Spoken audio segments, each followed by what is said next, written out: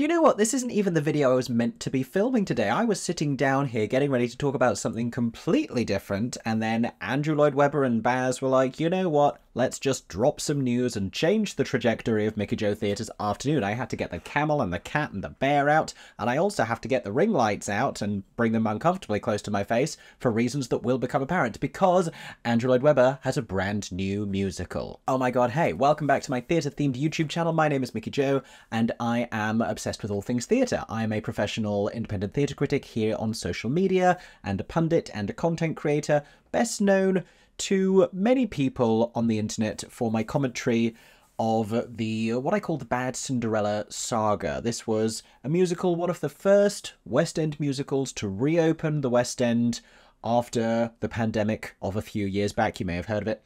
At the Gillian Lynn Theatre, the show ultimately closed and then reopened in a new production, a retitled production on Broadway called Bad Cinderella. But throughout both of those runs, it was plagued by a certain amount of drama. Something that has, if we venture a little further back in musical theatre history, haunted many of Sir Andrew Lloyd Webber's musicals in the past. But those are all different videos for another day. Today we are talking about the future, because the man is writing another musical, and for the reasons I will detail in this video as we talk through the announcement that has just been made, the many new details we have learned, one being particularly interesting, I am cautiously optimistic, and I'm going to encourage you to be as well. So stay tuned for all of those details, but make sure as well to comment down below with all of your thoughts and feelings. How do we feel about this? What else can we infer from the information that's been released exclusively via Deadline? Let me know all of your thoughts. And if you want to stay up to date with all theatrical news, not just Andrew Lloyd Webber musicals, I promise, though I have been talking about them a lot lately, make sure you are following me here, make sure you're subscribed, turn on the notifications with the button somewhere below my face, so your phone tells you every time I post a new video. You can also find me across the internet on other social media platforms. I am on Instagram, I am on TikTok, and I am on the app formerly known as Twitter, at MickeyJoTheatre. But with no further introduction, let's talk about it. Andrew Lloyd Webber's brand new musical. We now know what it is. So, hilariously, this actually got leaked, but not really leaked, because I guess he spoke about it during the Sunset Boulevard opening kind of press situation, and when a big show like that opens on Broadway, there are a great many press opportunities, especially for someone very public-facing who is attached to it, like Andrew Lloyd Webber. It's his show, he composed it,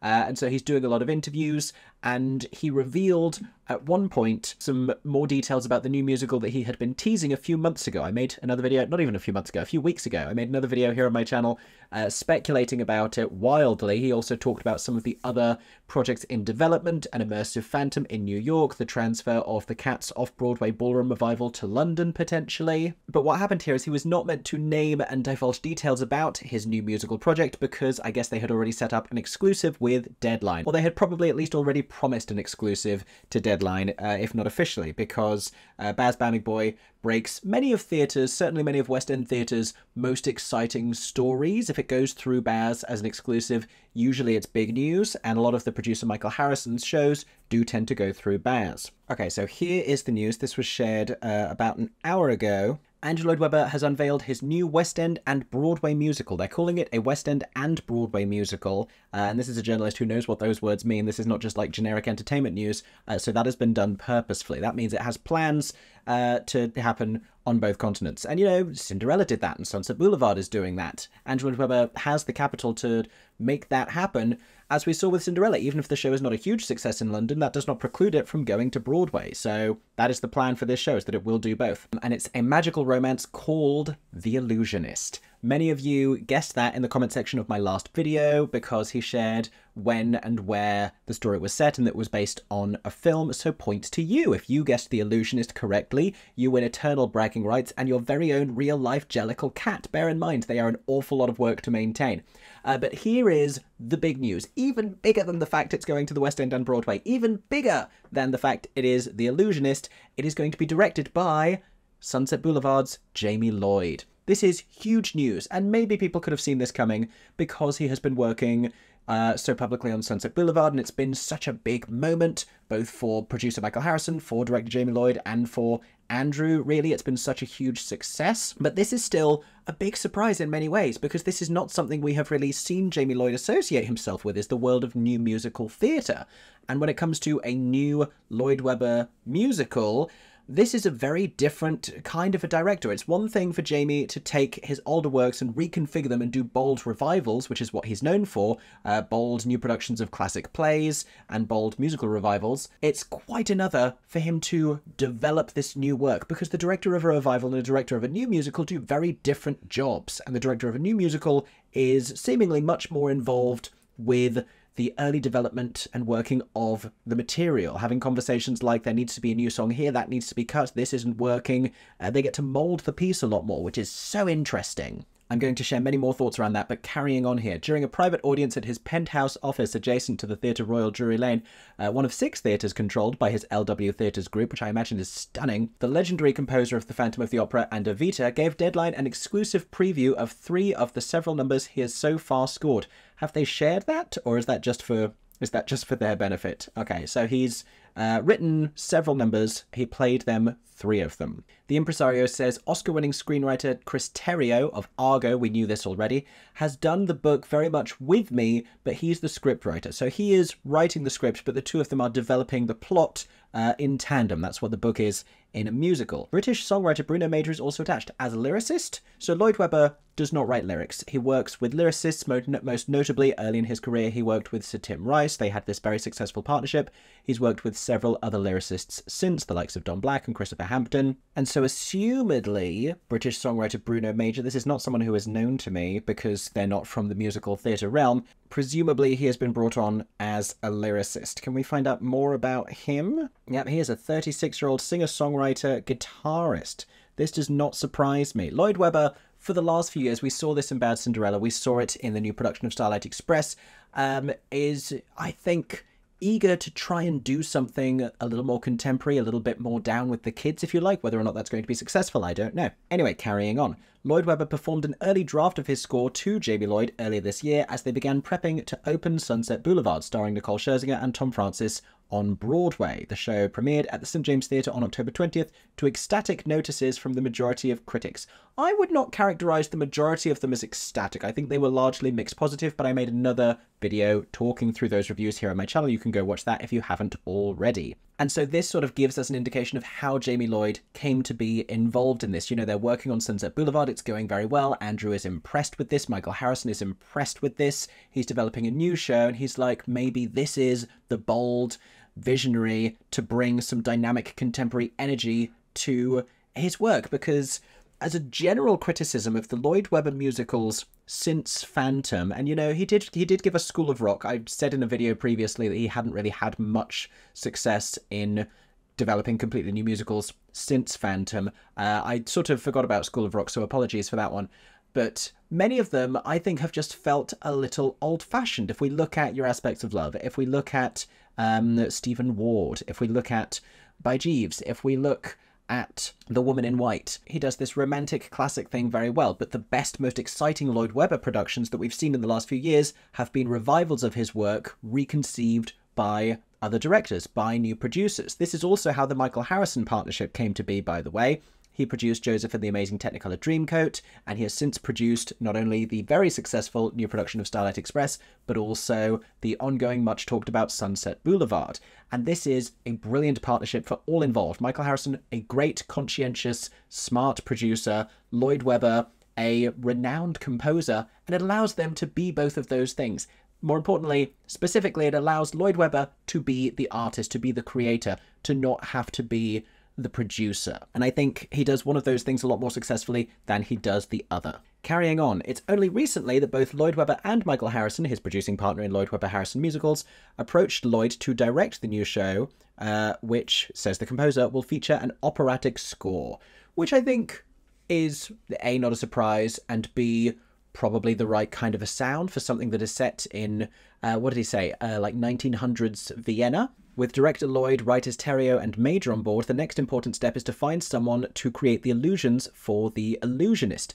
I mean, there are 2 notable people who do this. In fact, there may be more, but there are two specific ones that come to mind. John Bolade is an illusion designer who worked on The Magician's Elephant, who I got to interview for a project a little while ago. I wouldn't be surprised if he ends up becoming attached to this. And there is someone else as well. Oh, Jamie Harrison, who did the magic and illusions for Harry Potter and the Cursed Child. Would not surprise me. But from even this nugget of information, this tells us, I think, that this is not going to be another Jamie Lloyd aesthetic production. If we're going to have illusions, that implies, you would think, a little bit of colour to it. At least props, at least people holding things. This is what has been absent from Sunset Boulevard, arguably to great effect, and also more recently from Romeo and Juliet with Tom Holland, arguably to no effect whatsoever. And because both of those productions have been so high profile, people have been saying, oh, every Jamie Lloyd production is now going to look like this. We are waiting to see what happens with The Tempest and Much Ado About Nothing,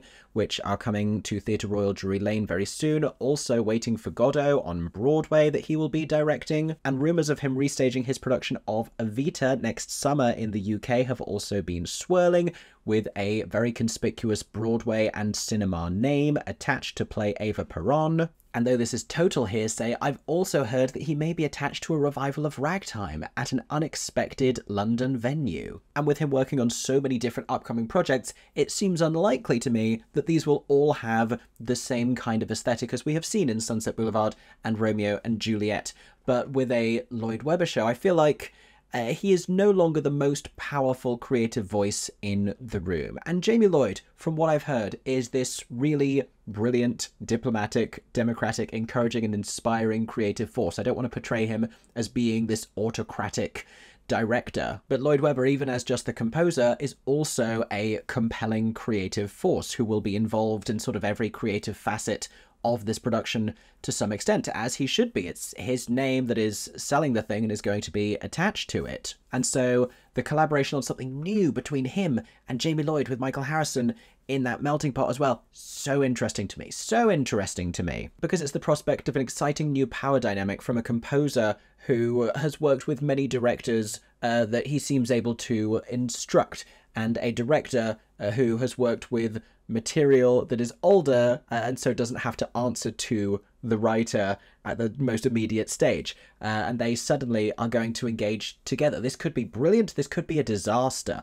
I'm optimistic. Let's carry on. So we were talking about the illusions for The Illusionist, obviously. There's an illusion, Lloyd Webber divulges, where we can literally disappear somebody in front of the audience, and there are a couple of other coup de theatre magical moments that will need to be developed. They're not a huge part of the show, but they're a very important part of the show, he explains. But they need to be designed at the get-go. Harrison adds, whoever the magic person is, and we don't know who it is yet, they'll be heavily involved because it's very important, obviously, if you're doing a show called The Illusionist, that there be good illusions. Now, Michael Harrison is characterizing these revelations and this news as more of an early announcement rather than them launching the show. That will come later, much for us to look forward to. Lloyd Webber adds, I think it's absolutely fair to say we haven't a clue where it's going to open, because an awful lot of it's got to do with what theatres are available on which side of the pond. It could be New York, it could be here in London. As yet, unconfirmed which one's going to get it first. He says he'd like it to be here, but it could be New York. It's also important to emphasise that it's very, very early days. We are not going to see this for a little while yet. The first thing that will happen, I imagine, is that it's going to get some kind of a workshop, and then there are a certain number of theatres we would expect to see it in London, because he owns, like it said earlier in this article, 6 different theatres in London. Many of them, however, will not be viable options. Matilda continues at the Cambridge. The Adelphi, highly sought after, currently the home of Back to the Future. Theatre Royal Drury Lane is vast and huge, and this next part kind of precludes that, because Harrison expresses a desire for The Illusionist to open in London and observes that while it will be spectacular, it doesn't need to be in a huge house. If the title sounds familiar, it's because the production's partially inspired, here we go, by the 2006 movie of the same name, written and directed by Neil Berger, which in turn was based on a novella called Eisenheim the Illusionist, taken from the Barnum Museum, a book of fantasy-themed short stories by Stephen Milhauser, a Pulitzer Prize-winning short story fiction writer. So this is many steps down from that in terms of adaptation. The movie, set in Vienna in 1900, there was the clue, starred Edward Norton as Edouard, who uses the stage name Eisenheim, whose increasingly elaborate illusions cause an uproar in the Imperial City, with questions raised about the boundaries between illusion and reality, which sounds fun. The film introduced a love story between Eisenheim and Sophie, a young woman he falls in love with, played by Jessica Biel, who happens to be betrothed to the Crown Prince, a role taken by Rufus Sewell in the film. Rufus Sewell always playing the bad guy. Poor Rufus Sewell. But of course she is betrothed to the Crown Prince, and of course there is a scrappy, romantic, young dreamer illusionist who she falls truly in love with instead. It's very Moulin Rouge, isn't it? In the movie, a police inspector played by Paul Giamatti, of all people, accuses Eisenheim's act of shaking the foundations of the universe. That part is much reduced in the new show. Then why tell us? Lloyd Webber stresses that the musical is not going to be a straight rehash of the film. We are not hugely based on the movie, he declares. I think what we've done is taken the idea of it and developed it into another area completely. That's interesting to me because, you know, that gets said a lot. People say like, oh yeah, we saw the film and then sort of we want to do our own thing with it, and it's still the film. And yet you have something like Warriors, The Warriors, which was just released as a concept album by Lin-Manuel Miranda, a friend and contemporary now of Andrew Lloyd Webber and Issa Davis, and they substantially reworked the material because they reconceived these central characters, this New York gang, as an all-female group instead of the all-male version in the source material. So, you know, there is room to depart from the source material in these things. Remains to be seen exactly how much they will, but they're saying that's the idea. And as if they heard me say that, we carry on. For instance, he and Terrio have expanded the Sophie character. We've made her very much in the second act the catalyst of everything that happens, which is quite different from the movie.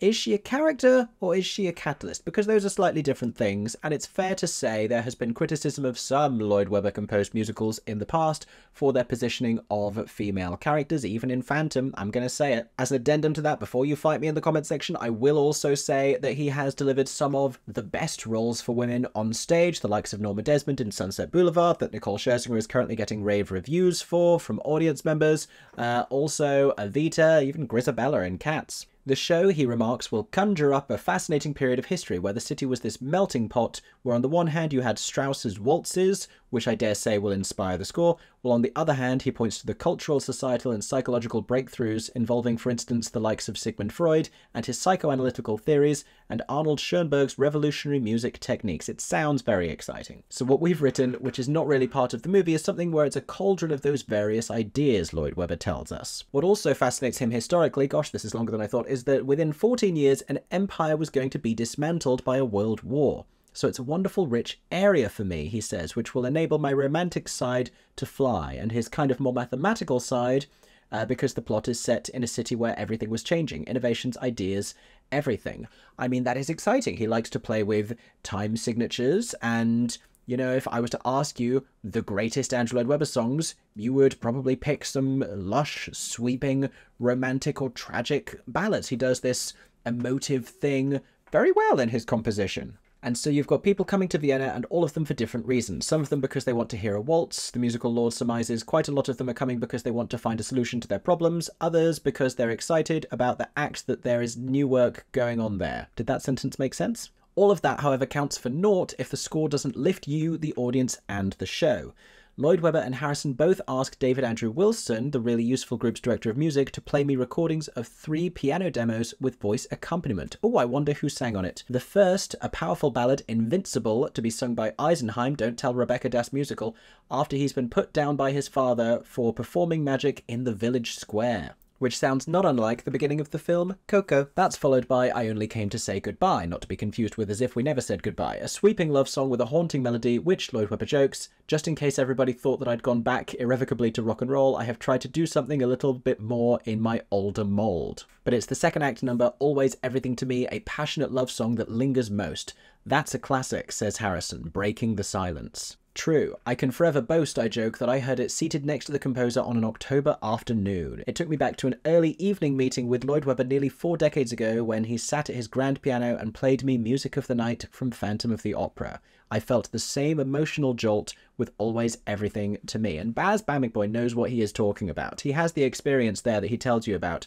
This is someone who has been around in the industry for long enough to know the difference between something genuinely exciting and just another musical. Now the big test for the creatives is how to integrate these songs into a production that will dazzle and amaze. I'm less concerned about the dazzling and the amazement as I am about, you know, the dramaturgy and the character development and those things that we have been missing in the more recent Lloyd Webber works, and hell, even some of the earlier Lloyd Webber works, when times were slightly different and audiences were looking for something slightly different. It's clear that Lloyd Webber 76 wants youthful energy to surge through The Illusionist, as we'd already deduced, which is why it was vital to secure Jamie Lloyd, 43, who is certainly, with his electrifying Sunset Boulevard, introducing new ways to dream in musical theatre. What I will say of all of that is, yes, Sunset Boulevard is great, and people who don't historically like Lloyd Webber shows are saying they now love Sunset Boulevard, even if they don't like Lloyd Webber in general. But the enduring criticism and the thing that is keeping some critics, some content creators, some audience members from really loving this is still the material. It does not fix everything. There are still lessons to be learned. This is not a perfect piece of theatre. And as an oldie now, to have somebody who's younger just challenges me. This is what we like to hear, Andrew, says Lloyd Webber. He notes how the pair developed a close friendship and working relationship on Sunset Boulevard, where they challenged each other. Evidently, Andrew more involved in that than perhaps we had realised. They managed to chop 2 numbers from Sunset Boulevard without falling out, and thank God they did. Lloyd Webber also seems energised by Terrio and Major. Terrio wrote the screenplay for Zack Snyder's Justice League, not the most obvious collaborator for a new Andrew Lloyd Webber musical, I will say, and co-wrote the screenplays for Star Wars Episode 9, The Rise of Skywalker, and Batman vs Superman, Dawn of Justice, and also, though I'm no cinema critic, not a compellingly successful CV, and the latest script for the long-gestating movie version of the Sunset Boulevard musical, which Glenn Close adamantly wants to get produced as if she is Norma Desmond herself, which in many ways, you know, carrying on, while Major's output includes albums A Song for Every Moon and To Let a Good Thing Die.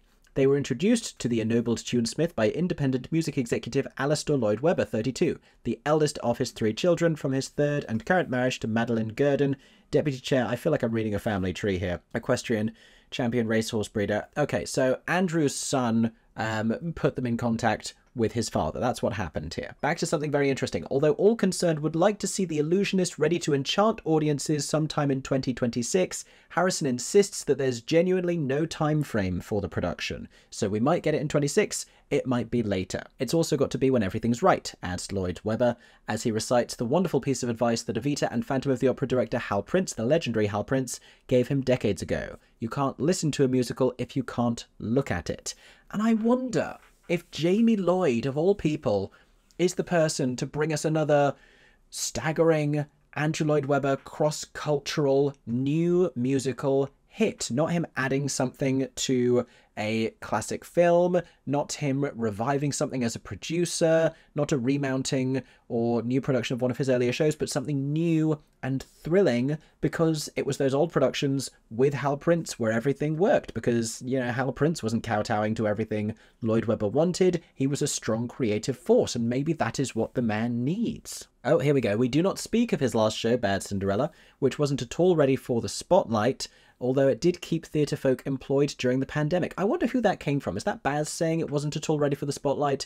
Is that Michael Harrison? Is that Lloyd Webber? Who is making that acknowledgement? Because at the time, this is not what was being said. Even when it was closing in London and they were readying for Broadway, there was no consideration of the fact that this show may not have been at all ready for the spotlight. I mean, I was saying it, but they weren't. Lloyd Webber acknowledges that with The Illusionist, I've got this tough producer in Michael Harrison, who says, Andrew, it's not good enough. How interesting. Having Harrison as producer is fantastic, says Lloyd Webber, because I can just be a creator again. This is what I've been saying. This is all encouraging. This is all moving in the right direction. At the same time, it is occurring to me that this creative collaboration is exceptionally male-led. Talking about Starlight Express, talking about Phantom of the Opera, Lloyd Webber will continue writing with Terrio and Major for this new musical, while Harrison prepares to mount the London Palladium's raucous annual pantomime, talking about pantomime, blah, blah, blah, blah. Jamie Lloyd's also busy rehearsing Sigourney Weaver, making her London debut as Prospero in The Tempest, which we talked about earlier. And then, oh, we're nearly done. Casting for The Illusionist will begin as soon as Lloyd Webber, Harrison, and Lloyd have assembled their creative team. I gather there's already a wish list. Is that for casting or for the creative team?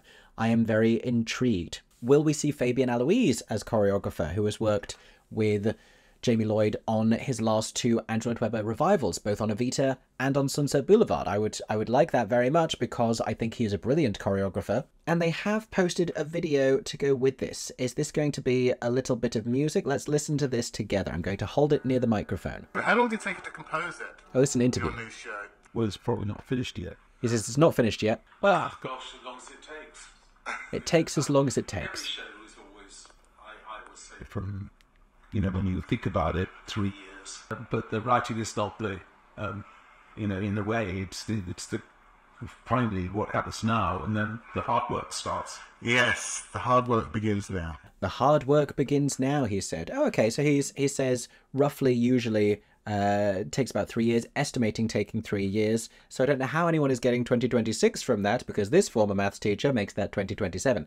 But I will say it again, cautiously optimistic and excited. How can we not be excited for a new Lloyd Webber musical? I mean, the whole Cinderella thing started with me making a video where I said I'm not excited about Cinderella, and that felt conspicuous to me because it was a new Lloyd Webber show and it wasn't appealing to me or intriguing to me. This one sort of already is, and the reason for that is Jamie Lloyd. This creative collaboration, I think, is going to push both of them in the directions I would like to see them pushed. I would like to see Lloyd Webber doing something genuinely dynamic and genuinely contemporary and not just classic, but trying to aesthetically appeal to a young audience, something authentically youthful and vibrant. And I would like to see Jamie Lloyd working with colour and illusion and spectacle and grandeur and props and set pieces and costumes. And I could go as far as to call this the theatrical partnership that British theatre has been needing.